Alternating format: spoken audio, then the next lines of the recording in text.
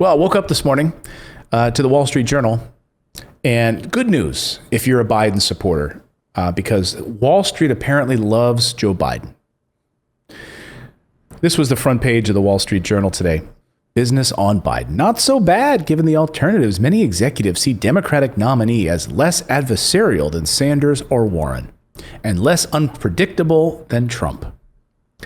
And the whole piece manages to go through and lay out how all of these Wall Street types really don't know where Joe Biden stands on anything, but they don't care. Bottom line is, you know what? We've donated millions to him. We're sure he's fine. Nothing's going to change. So if you're sitting back wondering, is a Biden presidency going to make my life that much better? Am I going to feel so much different when I wake up in the morning because Biden is president than this guy Trump? Well, you might wake up and say, oh, we got this nut job out of the White House. Congrats, we got that guy out. Thank goodness, right? But now what do we have? Well, we have somebody that Wall Street loves. And I told you this all summer long. When you get angry with me. I'm sorry. I gotta tell the truth.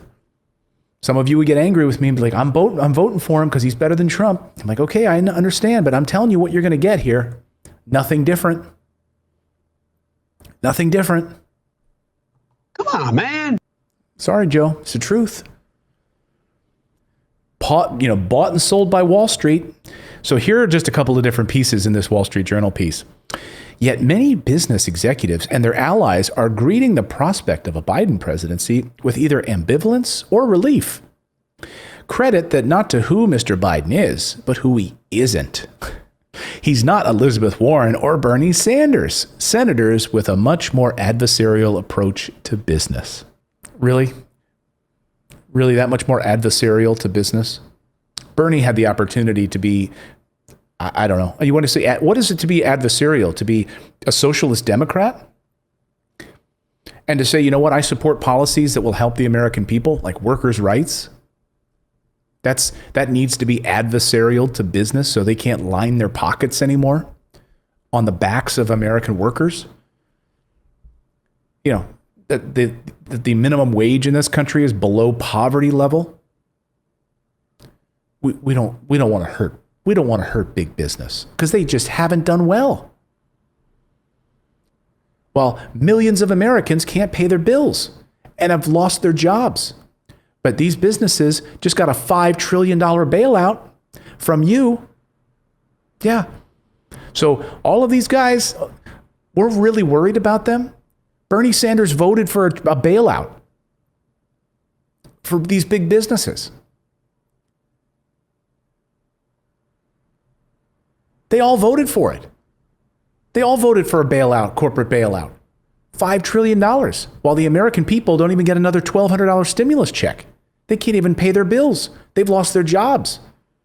Just watch our chat this morning. See how many people who've been watching our show right now don't even have a job. They've lost their job because of you. And yet big businesses are taken care of. So the piece goes on.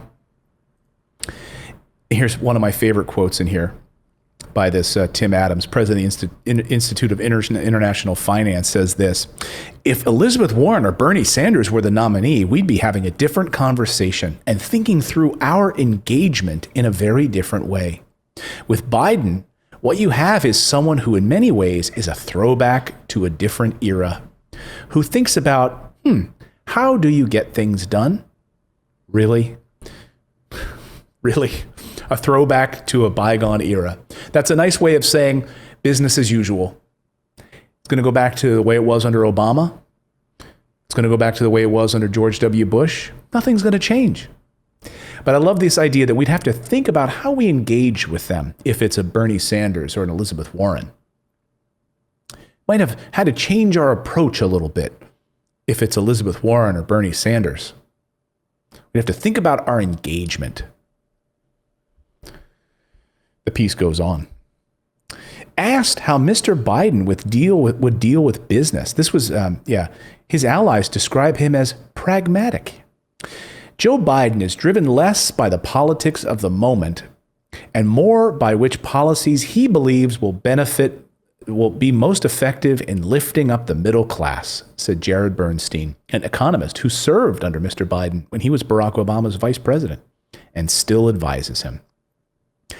Yeah, he's more concerned about which policies he believes will be most effective in lifting up the middle class. Really? So the middle class was basically eliminated under Obama and further exacerbated and eliminated under Trump. He's concerned with the middle class. He's middle class Joe from Scranton. That's what he's concerned about. Sure he is. Piece goes on. Remember, I got in trouble with some of the people. This is when Biden was speaking in 2019. So they brought this up in the piece just to reaffirm that things aren't going to change. Remember, I got in trouble with some of the people on my team, he said at a speech on the Democratic side, because I said, what I've found is rich people are just as patriotic as poor people. Mr. Biden said, you all know in your gut what has to be done. We can disagree in the margins, but the truth of the matter is it's all within our wheelhouse and nobody has to be punished. No one's standard of living will change. Nothing would fundamentally change, he said. And by the way, when he's gotten heat for that comment, especially from progressives, like Bernie Sanders supporters, who are like, nothing's going to change, right? All of this money you're getting from Wall Street, nothing's going to change. It's all going to be the same. We're still screwed. He's like, I didn't really mean that. Nothing's going to change. And yet he's still saying it on the campaign trail. He's still saying it when he meets with donors. He said it repeatedly. And according to the Wall Street Journal, he continues to say that nothing will change. In fact, look at the issues that matter most to Wall Street. This is a little graph that the Wall Street Journal put together. And over on the far right, all the way up in the upper right-hand corner is taxes. So that bracket is taxes. That's the one thing that Wall Street's most concerned about, business taxes. All of the other things are pretty close. Red is Trump, blue is Biden. And they're all like kind of very similar. The only thing that they're slightly different on is taxes. That's it. They're not concerned. They're not concerned. In a survey of 100 CEOs in this piece who attended a Yale School of Management conference in September. By the way, did you hear that? 100 CEOs who attended this management conference in September. 77% of them said they plan to vote for Mr. Biden. Many are also voting with their wallets, the piece says. Roger Altman, founder of investment bank Evercore, and a top Democratic fundraiser on Wall Street said, quote, raising money is never easy, but raising money for Biden by historical standards has been very, very easy. The Biden campaign raised nearly $750 million from these guys in August and September, a record for any presidential candidate in history. This is Wall Street. Financial industries have contributed more than $50 million to Biden. And outside groups supporting him, more than any other business sector, according to the Center for Responsive Politics. His top donors include Wall Street or Hollywood producer Jeffrey Katzenberg, who we just told you last week did that failed $2 billion Quibi venture that collapsed. If you didn't see my Quibi video, watch it. We've got a link below. I'll put that in the show notes. And LinkedIn co-founder Reid Hoffman and venture capitalist Chris Sacca, donating millions to Joe Biden. All these Hollywood and Wall Street elites. Nothing will change. But when pressed on this issue, AOC was on this weekend, and she was pressed on this issue with Jake Tapper. This idea that, hey, you support climate change, you support all of these things. Why are you supporting Biden? Are you going to get him to change? What's going to happen here? This is important to you. All of these issues that are important to progressives that apparently nothing's going to change. Are you going to be able to change them? This was literally the question. This idea that you're going to be able to change a 76-year-old man, teach an old dog new tricks. Do any of you watching right now believe that? Here's Jake Tapper asking AOC this weekend about what she hopes will get accomplished under a Biden presidency. Which is an issue of tremendous importance, especially to you. You introduced a bill earlier this year that would ban all fracking nationwide within the next 5 years. To be completely candid, Vice President Biden's position on the issue of fracking has been confusing. During the primary, he sounded supportive of a ban. On Saturday, he told voters in Pennsylvania, quote, "I'm not banning fracking, period." It sounds like now he's on the other side of this issue from you. Does it bother you? You know, it does not bother me. I believe, and I have a very strong position on fracking. You know, the science is very clear. The methane emissions from fracking are up to 64 times more powerful than CO2 emissions at trapping heat in the air. And just from a perspective of stopping climate change, you know, there is a scientific consensus. However, but it doesn't bother me. It doesn't bother me, Jake. It's awful. It's destroying our environment. The people that live nearby these fracking fields, they can't even drink their water. The gas emissions from these fields, they're awful. It doesn't bother me though that Joe Biden. If that question was asked of her, hey, you know, Mitch McConnell, he is against fracking, she would say, I'm outraged. Mitch McConnell must have his head buried in the sand. He must be living in 1972. He doesn't know what he's talking about, Jake. Oh, you're talking about Biden? I'm not bothered by this. I'm not bothered that he doesn't care about fracking suddenly because it's politically expedient. However, that is my view.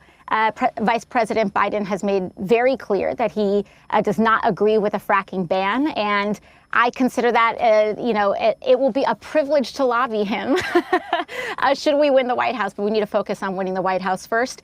And I'm happy to make my case, but I also understand that he is in disagreement on that issue. Do you worry that his opposition to a fracking ban is going to hurt young voter turnout? Well, you know, I believe that young people right now have a very disciplined activist mindset, and they are not here with the intent of voting for their favorite person or voting for, you know, someone that they think is perfect as president. I think young people are actually quite disciplined and quite realistic and pragmatic in their vote, and they want to vote for who they are going to lobby. They're right now, young people are. I'm sorry. So we have a crappy candidate. We have a corporate bought crappy candidate who's walking around half dead, like Weekend at Bernie's.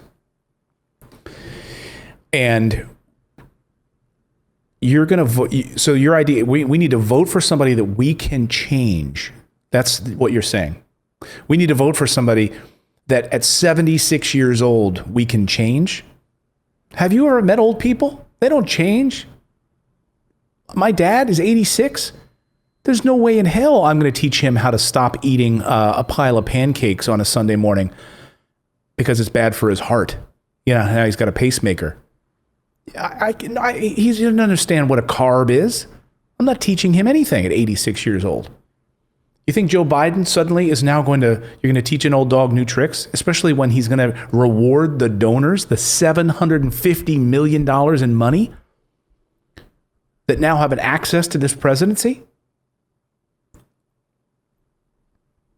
We're going to encourage or lobby these people? Are so clear on their stances on many political issues that they believe that they want to vote for a president that is at least going to be receptive to their advocacy, activism, and protest, frankly. And so, you know, there is no question that Joe Biden is a much better person in that position to be receptive and actually listen to the voices of advocates than Donald Trump, who is intensely focused on enriching himself and his friends. So, oh, really? So wasn't he already vice president for 8 years? What happened to the middle class during the Obama-Biden presidency? He's in a much better position. Really? Look, people, I don't want to scare you, and I'm trying not to, you know, be discouraging, but we got to stop paying. We have to stop paying attention to these corporate media talking points and believe. You know, my biggest fear in all of this is that once Biden wins, and by all accounts he's going to be the next president, that we go to sleep. That's what's going to happen. All of these liberals who are getting the vote, you know, vote turnout, all of these people who are emboldened to get out and vote for the very first time, who want to change, want to make, want universal health care, want big changes to our economy, they're going to go to sleep.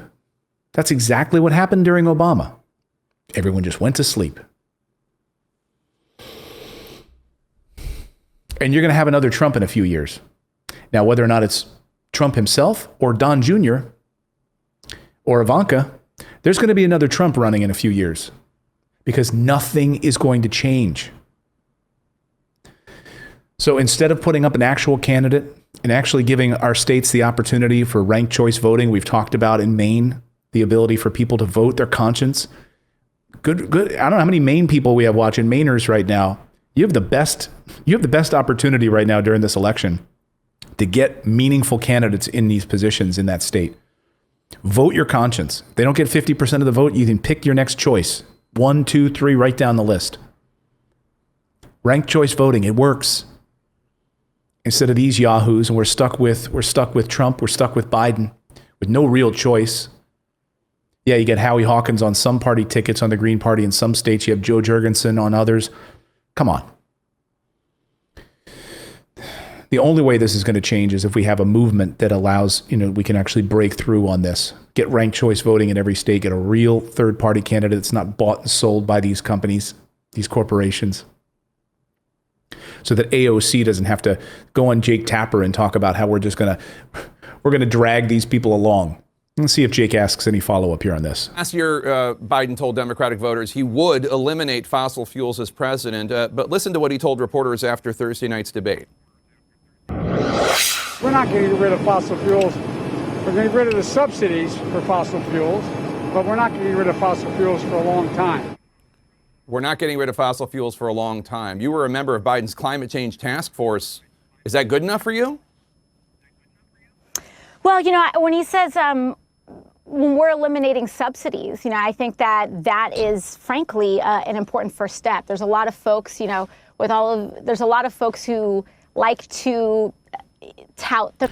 I can't even pay attention to that crap.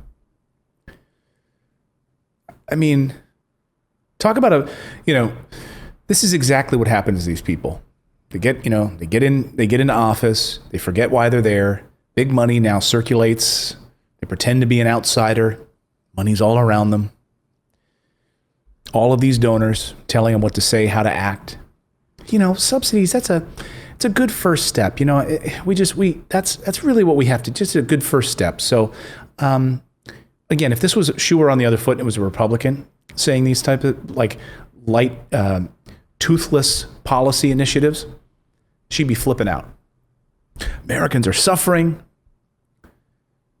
These politicians are taking your money. But no, it's Biden, so it's okay. It's a good first step. Yeah, it's all fine. Themselves as free market capitalists while still trying to make sure that they get as much government subsidy and propping up of the fossil fuel industry as possible. And the fact of the matter is that if you do believe in markets, solar and renewable energies are growing less and less expensive by the day. And in many areas, they are starting to become less expensive than fossil fuels. So when you eliminate government subsidies, it becomes more difficult for fossil fuels to compete in the market. And so, I think while the vice president wants to make sure that he's not doing it by government mandate or regulation, I do believe that we are moving towards that future. Again, I believe that there's a way and that we should push that process along. But again, the vice president and I's disagreements are I believe, recorded, and that's quite all right. There you go. I see some of the people in the chat saying, Clayton, you want Trump to win? Are you crazy? I think Trump is a fascist, psychopath. I think he's playing a role. I don't want him winning. But I also don't want anyone who's watching right now, to be lulled to sleep about what Biden is. If, like Cornel West says, we need to get Biden in there so that we can, as a first step. Okay, that's Cornel West idea that we need to get Biden in there. He's not a progressive. He's not what we need, but he's a step in the right direction. Okay, if you believe that, I hope so. But I don't want you falling asleep You know, if you watch my show, the reason I'm talking about these things is because no one else talks about this. These are things that I've cared about since I was a little kid. You know, these are programs and policies that I've cared about since I was a little kid. And, you know, talking about the environment with my parents, making them aware of the types of waste in our house. You know, thinking about what was happening to our streams and rivers growing up. These were things that I cared about as a little kid. You know, and beyond that, watching my father like lose his job, having no savings, getting downsized, having no health care, watching people get destroyed by debt, student loan debt. Why in the United States, the wealthiest country in the world, we have student loan debt? Come on. When all of these other countries have free public college, they have, and many of them are testing now universal basic income, health care that works for people so they don't have to worry about if they lose a job, they have health care. And meanwhile, if they lose a job, they're also protected with unemployment for almost a year or longer. What I fear is that we keep repeating the cycle. We think that getting a Biden in there is the end of it. And then, yay, we're all going to cheer and we're going to feel better.